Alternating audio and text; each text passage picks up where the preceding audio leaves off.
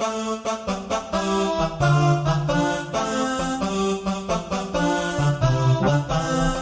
compatriotes canadiens, j'espère que vous allez bien. Moi, je vais très bien. Bienvenue sur cette chaîne Mon Rêve Canadien, le site sur lequel vous avez le droit de rêver. Moi, c'est Alice Dikweka. Et pour ceux qui ne sont pas encore abonnés, n'hésitez pas de le faire. Qu'est-ce que vous attendez? Je viens aujourd'hui vers vous avec des questions que plusieurs personnes me posent. Je voulais déjà rappeler que pour toutes les questions que vous avez, donnez-moi le temps de faire des vidéos par rapport. Il y en a qui m'ont posé la question de savoir, ah mais tiens, le Canada, il est très vaste. Il y a 10 provinces. Quelle province est-ce que je dois choisir? Moi, je ne pourrais pas vous dire la province que vous devez choisir. Par contre, moi, je dirais ceci, en fonction de l'offre d'une province, vous pouvez donc choisir d'aller dans telle ou dans telle autre province. Toutefois, vous devez savoir que le Canada est bilingue et quel que soit ce que vous allez faire, vous devez quand même apprendre l'anglais. Ça, c'est pour les francophones. Mais encore, c'est important pour nous d'apprendre comment fonctionne l'outil informatique. Parce qu'aujourd'hui, si vous ne savez pas comment fonctionne l'outil informatique, vous êtes presque, hein, c'est pas pour insulter les gens, mais quand on ne maîtrise pas l'outil informatique, on est comme un analphabète parce que tout se passe sur Internet aujourd'hui. Vous voyez le programme Arima, le programme Entrée Express, quel que soit ce qu'il y a, c'est au travers d'Internet qu'on fait cela. Et il y en a qui ont même du mal à lire l'information lorsqu'on leur envoie. Il y en a qui n'arrivent pas à créer des comptes. Donc, avant même de dire je choisis quelle province, moi je dirais, hein, si je peux me permettre, je sais que c'est pas évident pour tout le monde. Je dirais essayez de revoir vos compétences, surtout les compétences au niveau informatique. Apprenez comment fonctionne Internet. Apprenez comment fonctionnent les réseaux sociaux. Apprenez comment fonctionne Word. Donc, en gros, tout ce qui est suite Office, apprenez cela.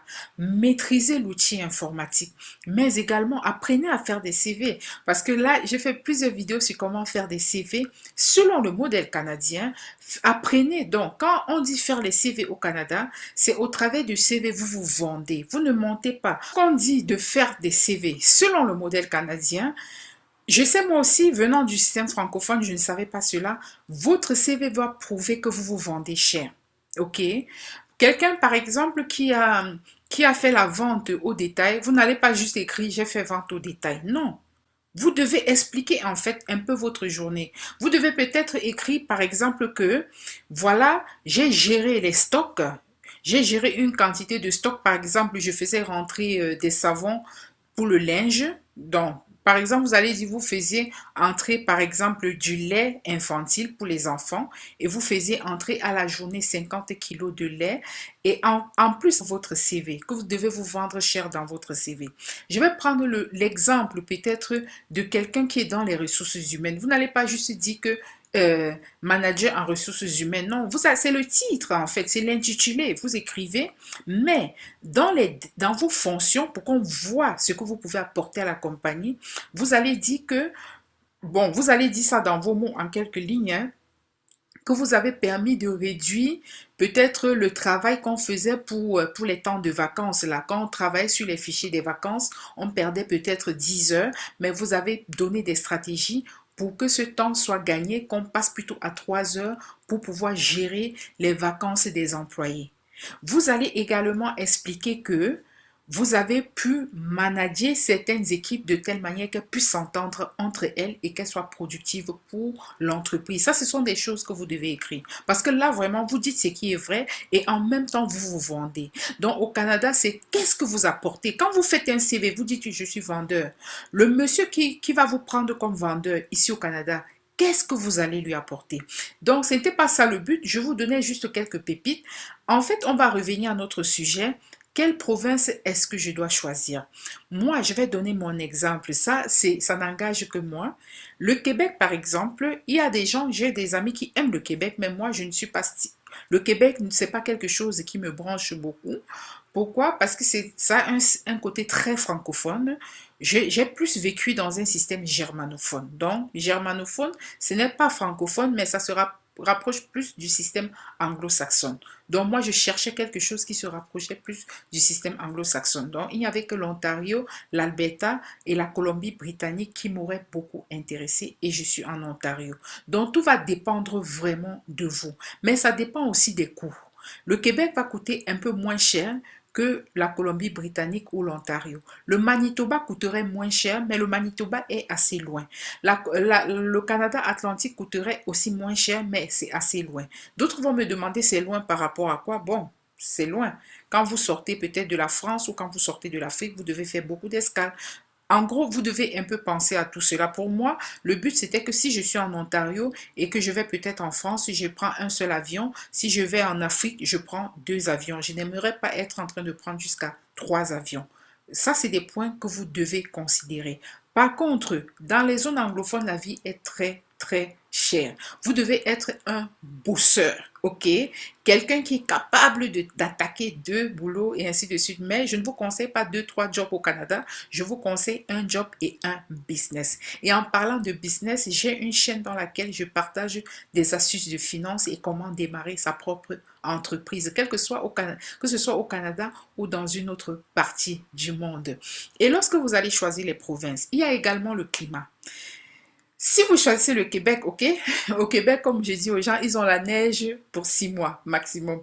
Donc, dès que la neige tombe le premier jour, ça ne disparaît plus. Donc, si vous êtes quelqu'un qui aimait voir la neige pendant au moins 4 mois, allez-y au Québec. Si vous ne voulez pas les mots de tête tellement avec l'anglais, allez au Québec. Mais sinon, le reste du Canada, on va dire que c'est bilingue, mais le reste du Canada a beaucoup de tendances anglophones. Donc, c'est ça. Même si le service à la clientèle, le gouvernement est bilingue, vous avez le train-train quotidien, tout, donc en journée là, tout ce que vous faites, les boutiques et ainsi de suite, les gens vont généralement parler l'anglais. Et une autre chose qui est vraiment importante, lorsque vous allez venir au Canada, quel que soit l'endroit où vous vous trouvez, il y a votre santé mentale. Parce que plus vous allez être éloigné du Canada, plus votre santé mentale pourrait être affectée. Donc, si vous êtes dans un coin où vous n'avez pas un peu comme assez de compatriotes autour de vous, ça pourrait vraiment vous affecter. Alors, lorsque vous choisissez les provinces, il faut également considérer cela. Toutefois, pour ceux qui disent que voilà, je veux entrer au Canada à tout prix, on a le plus facile, hein, moi, selon moi, et j'ai fait beaucoup de vidéos, 2 vidéos, pardon, là-dessus. Il y a le Manitoba, qui va vous dire que, OK, vous n'avez pas de lien avec le Canada, vous n'avez pas d'offre d'emploi, mais passez par la visite exploratoire.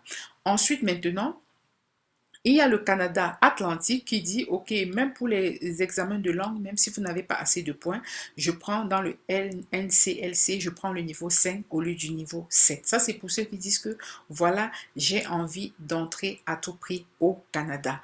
Et ensuite, il y a d'autres qui, par exemple, disent que, OK, j'ai envie d'arriver au Canada, mais je ne veux pas dépenser beaucoup d'argent. Il y a des programmes qui peuvent être assez moins chers. Il y a certains programmes moins chers que d'autres. Comme rentrer en Ontario, c'est plus cher. Aller vers le Manitoba ou bien dans le Canada Atlantique, ça revient quand même moins cher. Mais toutefois, je dirais que le Canada, quand même, ça prend un certain coût. OK? Parce que même si vous venez juste comme un travailleur, moi, je dirais le moins cher, on va dire ça comme ça, c'est qu'il ne va pas vous coûter très cher. C'est si vous avez trouvé un employeur. Donc, c'est ça. Si vous trouvez un employeur, ça ne vous coûtera pas très cher parce que vous n'allez pas faire toutes les demandes de entrée express que les autres font. Même si vous étiez dans l'entrée express, on va rapidement vous placer en tête de liste. Ça, c'est très important à considérer. Donc, pour l'instant, c'est ça. Après, vous avez les réfugiés. Les réfugiés également, pour eux, c'est assez simple. J'ai fait également une vidéo dans le cas des réfugiés qui peuvent être parrainés par 5 Canadiens ou 5 personnes au Canada qui ont la résidence permanente. Mais dans ce cas, il va falloir que vous soyez reconnu internationalement. Bon, il y a une loi pour ça, comme un réfugié. Donc, si vous venez d'un pays où tout va bien, vous dites que vous êtes réfugié. Bon, je ne sais pas si on va vous reconnaître en tant que réfugié. Est-ce que vous aurez les preuves que votre vie dans votre pays était menacée? C'est ça. Une autre possibilité moins chère, c'est le regroupement familial. Par exemple, vous avez votre conjoint de fait ici ou conjointe de fait, vous pouvez venir. Votre maman est là. En tant qu'enfant, vous pouvez venir. Votre grand-mère est là, vous pouvez venir. votre petit-fils est là, vous pouvez venir au Canada. C'est très, très simple. Là, on appelle ça le regroupement familial. C'est une procédure assez moins chère. Donc, lorsque beaucoup me disent que oui, je choisis quelle partie du Canada, il y en a certains qui me disent ça coûte très cher. Quelle est l'option la moins chère pour arriver au Canada? Donc, alors, c'est ce que je voulais partager avec vous par rapport aux questions que certaines personnes se posent de temps en temps. Dans quelle partie du Canada est-ce que je vais vivre? Donc, je vais récapituler. Si vous voulez vivre dans une partie du Canada et ne pas être en train de mener une vie très chère, le Manitoba, l'accès y est facile. Le Canada Atlantique, dans le Canada Atlantique a 4 provinces, les Terre-Neuve et le Labrador, le Nouveau-Brunswick, l'île du Prince-Édouard, la Nouvelle-Écosse. Donc, ce sont les 4 provinces du Canada Atlantique. L'entrée y est quand même facilitée par rapport aux autres provinces. Donc, si vous me demandez au pif, je dirais ces 4 provinces donc, dans le Canada Atlantique et ensuite la province du Manitoba. Toutefois, vous êtes assez éloigné des autres parties du Canada, comme vous voyez sur la carte. Les parties les plus peuplées du Canada sont l'Ontario. C'est là où il y a beaucoup de vie, quoi, beaucoup de business. Il y a le Québec, beaucoup de vie, beaucoup de business. Et puis, il y a la Colombie-Britannique, très, très chère. Il y a l'Alberta également, assez loin. Donc, moi, je suis en Ontario, l'Alberta est à près de 4 500 km de moi, donc c'est en avion. Et donc, voilà, c'est ce que je voulais vous présenter pour aujourd'hui. Et j'espère que vous n'allez pas oublier la journée Québec-Monde. J'ai fait déjà 2 vidéos dessus, j'ai fait un live là-dessus. Et n'hésitez pas de continuer à postuler parce qu'il y a 323 offres d'emploi pour cette session-là. Je vais tout partager dans la barre de description encore avec vous. À nous revoir dans la prochaine édition. Bye.